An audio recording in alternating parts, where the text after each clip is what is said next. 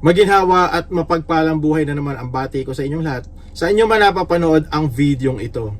So this video is inspired by my coworker who asked me, Robbie, is it really possible to live well in the Philippines for $1,000 budget per month? So I want to ask you, is it, mon ami, is it really possible to live well in the Philippines for $1,000 budget per month?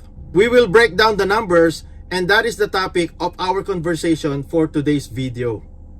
Hello, bonjour, kamusta mon ami? Comment ça va? C'est la vie. La vie est belle. Merci beaucoup. C'est bon.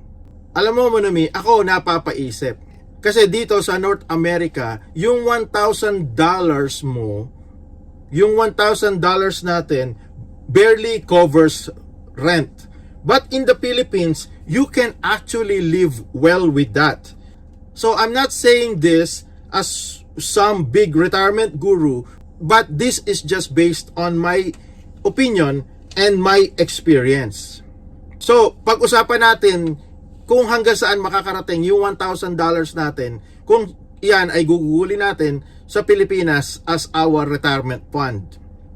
Pero bago tayo mag-umpisa, nais ko muna ulit pasalamatan yung lahat ng mga subscribers at gayon din naman sa lahat ng mga nagla-like at sa lahat ng mga nagko-comment at patuloy na nanonood, nakikinig at patuloy na tumatangkilik sa channel na to. So maraming salamat sa inyong lahat, sa inyong patuloy na suporta. At kung bago ka, yan yung mga topic na dinidiscuss ko sa channel na to. Mga patungkol sa buhay Canada, kung paano tayo uunlad, aangat at aasenso yung ating mga buhay. At kung paano tayo magkakaroon ng dream retirement. So kung gusto mo yung mga ganyan topic, sana mag-subscribe ka para marami pa tayong mapag-usapan patungkol sa mga ganyang bagay. O di sige, umpisahan na natin. Let's go. Okay, my coworker is an American citizen. So he lived in Florida, USA. Then he moved here in Canada kasi dito siya nakapag-asawa ng Canadian citizen. Tapos dito na sila nagsettle. And then magkasama kami ngayon sa trabaho sa kumpanyang pinapasukan namin. Kaya sabi niya doon sa tanong niya, Robbie, is it really possible? Is it possible to live well in the Philippines for $1,000 monthly budget? So we will break down the numbers at pag-usapan natin yan. So, and my answer is always resounding, it depends. Okay, Monami. So, ang sagot ko, it depends. For now, I'm not here really to tell what somebody should or must do.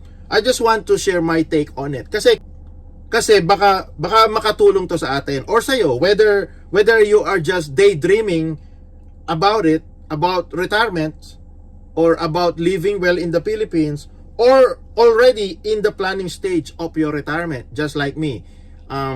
In my banner, sa aking YouTube banner, so nag-set ako ng date na December 31st, 2029 as my target retirement date. So, it depends, right? So, it could be earlier, okay? Pero ang plan ko talaga, hindi na ako lalagpas doon. So, that's enough. I work all my life in Canada and I think that's enough. So, December 31st, 2029. So, yan yung aking target date. So, ikaw muna, may target date ka na ba? Dapat kasama sa planning natin yan. Yung ano ang date tayo magre-retire. Okay, let's use our imagination. Kung ako let's say kung ako ang may ganitong budget at kung ako ang at nais kong mabuhay sa Pilipinas ng maayos, maginhawa, disente. So, ganito gagawin ko. So, here's my take. Here's my personal angle. Okay, kung ako to here's what I would imagine my retirement in the Philippines. Okay, I wake up to a warm tropical morning. So paggising mo, magandang umaga, kape, coffee, pandesal, tinapay, and then pritong itlog, sinangag, and then pwedeng boneless na bangus, and then with fruits, bananas, mangoes, and calamansi juice. So, yan ang aking typical morning breakfast na ini-imagine. Late in between morning and afternoon. So, this is probably brunch already. Or kung meron pang bukas, walk to the market and then I could buy some fresh tuna or galunggong or chicken or beef. And then probably cook some sinigang or salmon, sinampalukang manok, nilagang baka, with gulay from the garden in my own backyard. And then my rent, probably somewhere clean, safe, and close to essentials for daily routine. Then probably once a year trip to Baguio or Palawan or both in a given year. Then I still have left enough, maybe just a nice staycation. Plus if I feel it, I can have someone's help around the house. Okay, so that's how I picture it. And honestly, I know people living this way right now. Okay, so let's break down the numbers. So since my coworker is an American and he lived in Florida but now living in Canada, let's do the $1,000 US. Okay, so right at this recording, the exchange rate approximately of US dollars to Philippine peso is around 56. So yung $1,000 US is around 56,000 pesos. Okay, so now let's break it down to my version. So for 56,000 pesos, ito yung budget natin. Unang-una yung rent. So how much would I spend with rent? I'm looking at around 10,000 pesos. 10,000 pesos for rent. So decent place, not too small, not too fancy, just right. And then 20,000 pesos for food. Mix of home cooked meals and eating out probably a couple of times in a month. And then utilities and internet. I would budget for 7,000 pesos. Aircon sometimes pag sobrang init, aircon. Pag hindi naman, electric fan is fine. And then Wi-Fi, of course, Wi-Fi for internet. And then, you know, the bills for kuryente, tubig, at iba pa na mga miscellaneous. And then my transportation, I would budget for 5,000 pesos. And this one, I'm thinking about tricycle, jeep, bus, or bus, or kaya bisikleta. And then for my leisure, syempre, konting diversion, libang-libang for travel. So I would budget for 7,000 pesos para sa trips, hobbies, or just enjoying life. And the last but not the least but most important is healthcare. So yung hospitalization, alam naman natin napakamahal sa Pilipinas ng mapa-hospital, ng ma-confine. Okay, so I would budget for 7,000 pesos. So these are for medicines and a small trip to the doctors, to the clinic, like small check-up. Hindi matinding emergency. Kasi sa Pilipinas, syempre alam naman natin na talagang mahal ang gastusin patungkol sa hospitalization. Lalo na kapag matindi ang tumama sa isang tao, kapag matindi ang karamdaman o ang sakit na tumama, malaki talaga ang gastusin. Yan. Pero kung healthy pa naman, so kung umabot ng 1 year na hindi magkasakit, so itong budget na to mag-a-add up lang siya. So every month 7,000. So sa 1 year 84,000 to. 84,000 in 1 year. So kung may ipon siya, so kung umabot siya ng 3 years, 5 years na hindi naman magamit o di naka-safety lang to sa digital bank na nag-earn pa rin ng interest. So hindi natin to gagalawin. So ito na yung ating healthcare, at the same time emergency fund na rin. So at least may laban-laban na yan. So pwede na yan. So ang total niyan is 56,000 pesos. So ganyan yung magiging budget ko. So for me, in my honest and my humble opinion, for me that's comfortable. So not flashy, not too flashy, but not struggling. So just balance. So balance lang yan. So I could live with that. So okay na yan. So bago tayo magpatuloy, so far if you are relating to this video, mag-like, mag-comment at mag-subscribe. Okay? Nagtataka nga ako kung bakit hanggang ngayon hindi ka pa nakasubscribe. So please subscribe, like, and leave a comment para marami pa tayong mapag-usapan patungkol sa mga ganitong bagay. Okay, ituloy natin. So why I think this works in the Philippines? Yan, why I think this works in the Philippines. Okay, honestly, the magic, no, not magic because these are real. So the secret or okay, honestly, the trick here is the cost of living difference. Kasi back in Canada or back in the US, most of our money goes to rent, insurance, taxes. But in the Philippines, those are way lower. Lalo na if you avoid the most expensive cities. Syempre kung hindi ka naman titira dun sa mga mahal na syudad, di ba? So mas mura. But it's not only the cost. Hindi lang yung gastos, it's the lifestyle as well. Yung lifestyle pa rin. Tsaka sa atin sa Pilipinas, our kababayan value relationship.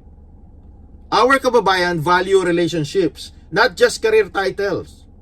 So, what I mean by that, kasi yung mga kababayan natin, syempre mas pinapahalaga natin yung pakikisama, yung tapat na pakikipagkaibigan. Yan, mahalaga sa atin yan, di ba?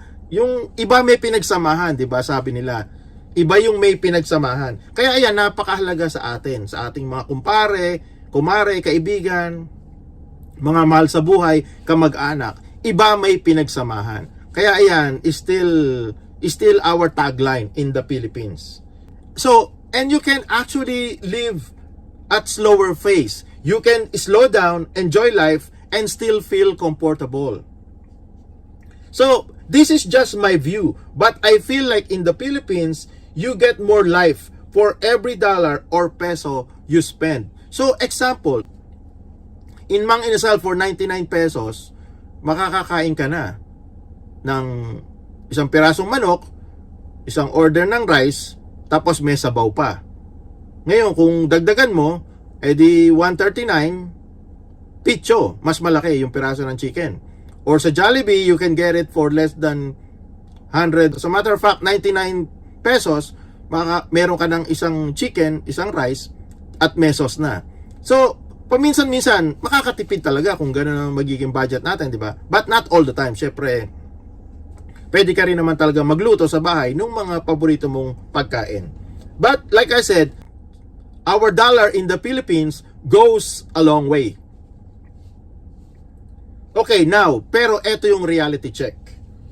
Now, I'm not saying this is for everyone. So, hindi to para sa lahat.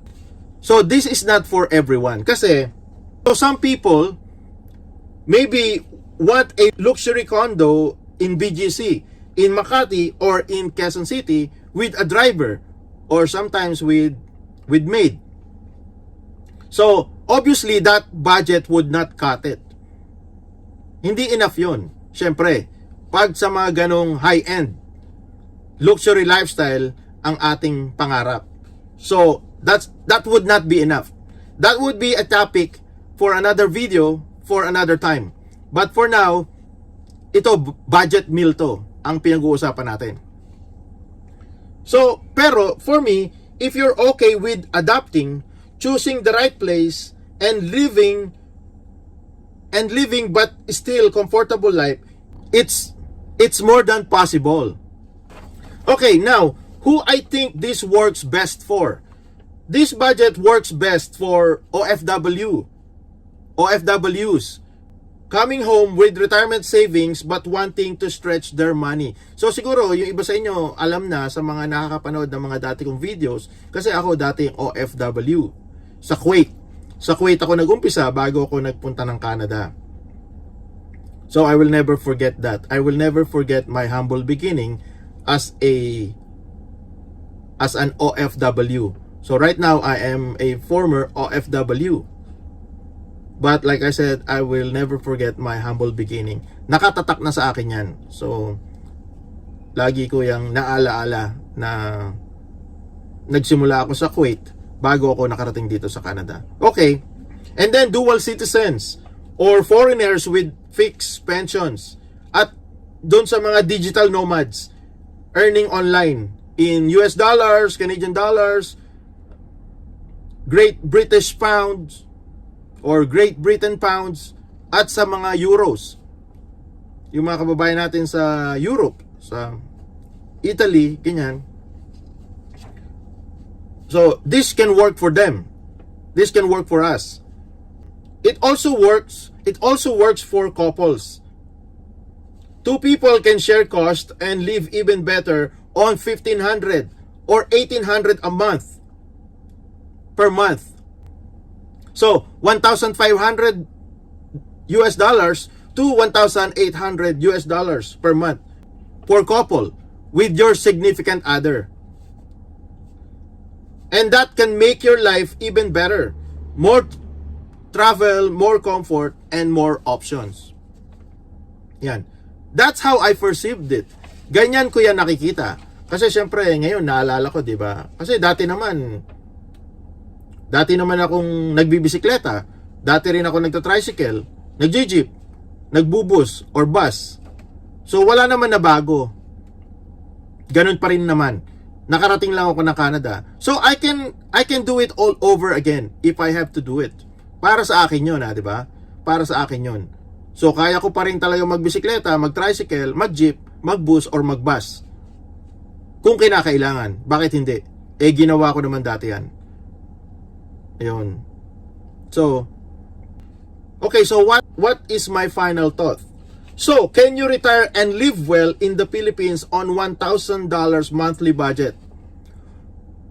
Now, I could humbly say, for me, the answer is yes. I could humbly say that for me, the answer is yes. So, if you're smart about your choices and you're ready to embrace our way of life, then that is more than possible. So, on that note, I'm gonna take my leave. So, hanggang dito na lang. Tatapusin ko na ang video. So, maraming salamat ulit sa lahat ng mga subscribers, sa lahat ng mga nakikinig, nanonood, sa lahat ng mga nagla-like at nagko-comment. At kung bago ka, yan yung aking mga tinatalakay sa channel na to. Mga patungkol sa buhay Canada, kung paano tayo uunlad, aangat at aasenso yung ating mga buhay. At kung paano tayo magkakaroon ng dream retirement. So, kung gusto mo yung mga ganyan topic, sana mag-subscribe ka para marami pa tayong mapag-usapan patungkol sa mga ganyang bagay. Nagtataka nga ako kung bakit hanggang ngayon hindi ka pa nakasubscribe. So please subscribe, like, and leave a comment. Okay mo na mi? Okay mo na mi? Until next time, hanggang sa muli, à la prochaine. Merci beaucoup. Bonne journée. And as always, God bless you. God bless you. God bless you.